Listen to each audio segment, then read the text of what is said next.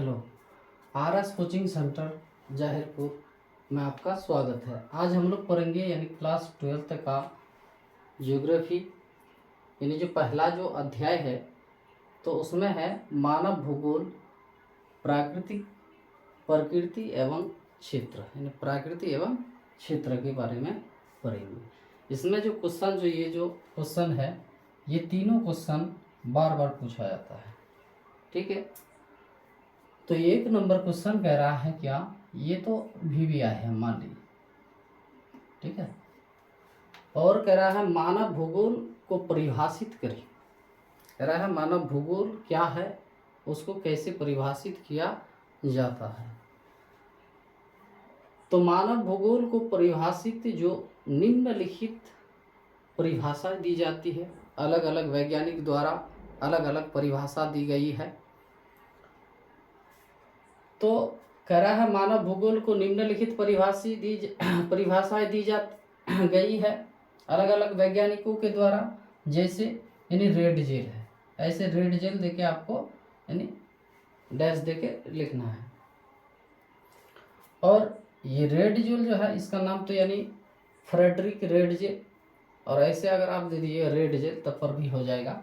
तो red jail के अनुसार मानव समाजों और धरातल के बीच कह रहा है, देखिए मानव जो है समाज, ठीक है, और ये धरातल के बीच के संबंधों को संश्लेषित अध्ययन है।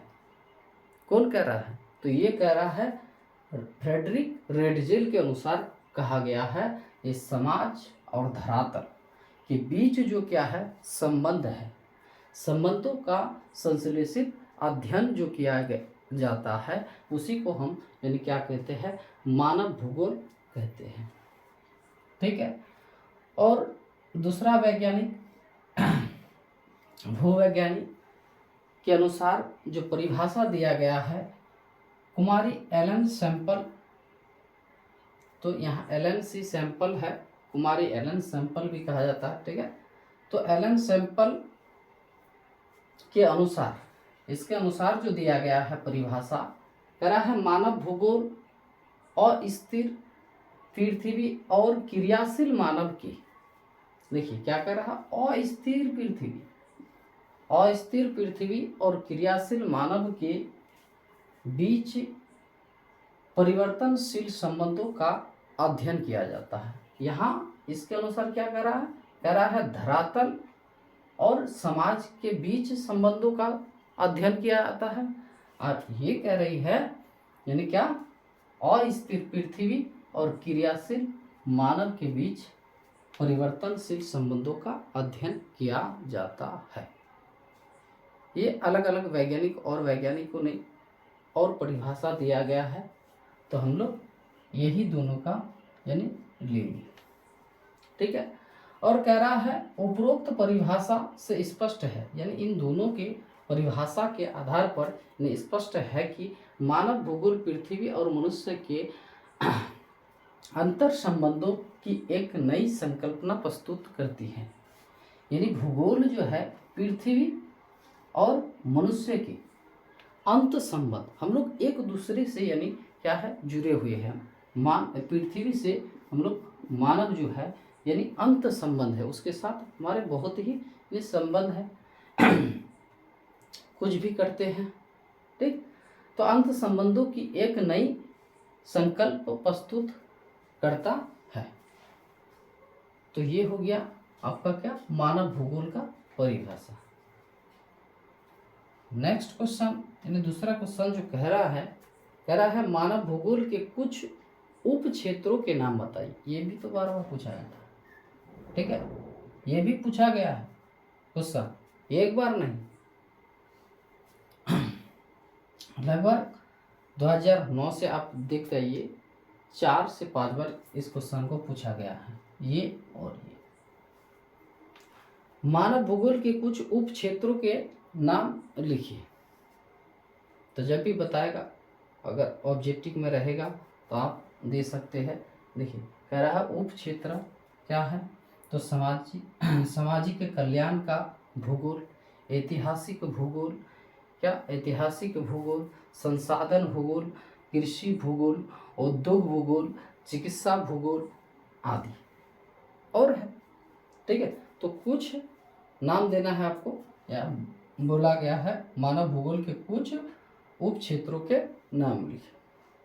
तो मानव भूगोल की प्राकृतिक अत्यंत अंतर विषय है और यह सामाजिक विज्ञान ये जो समाज से बहुत कुछ हम लोग समाज से भी सीखते हैं। ठीक है, अगर इस तरह नहीं समझे नहीं सीखिएगा तो आपको किताब से ही यानी सीखना होगा, लेकिन किताब में क्या दिया गया है, समाज का ही यानी बात दिया गया है। तो सामाजिक विज्ञान के सहयोगी विषयों के साथ क्या घनिष्ठ रखता है, उसके साथ जो है यानी क्या रखता है, घनिष्ठ रिश्ता और संबंध रखते हैं। ज्ञान के विस्तार के साथ नए उप क्षेत्रों का विकास हुआ है। मानव भूगोल का तो विकास हुआ है, लेकिन कह रहा है इसके साथ मानव भूगोल के उप क्षेत्र जो है उसका भी विकास हुआ। जैसे कह रहा है सामाजिक कल्याण का भूगोल, दूसरा हो जाएगा ऐतिहासिक भूगोल, तीसरा हो जाएगा संसाधन भूगोल और कृषि भूगोल, उद्योग भूगोल, इस तरह के ये उप क्षेत्र कहे जाते हैं।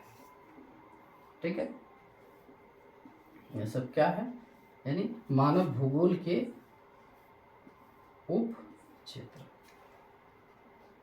ठीक, 3 नंबर क्वेश्चन क्या कह रहा है, मानव विकास से आप क्या समझते हैं। मानव विकास जो हो रहा है तो इसका परिभाषित कीजिए। तो मानव विकास का तात्पर्य मानव के आर्थिक, देखिए आर्थिक स्थिति, सामाजिक, सांस्कृतिक और राजनीतिक, कह रहा है मानव विकास का तात्पर्य, मानव जो विकास हुआ है तो विकास के तात्पर्य यह है कि जो यानी आर्थिक स्थिति उसका सही है, समाज में ठीक है, सामाजिक, सांस्कृतिक और राजनीतिक विकास के विकल्पों से परिवर्तित करने की प्रक्रिया से होते हैं।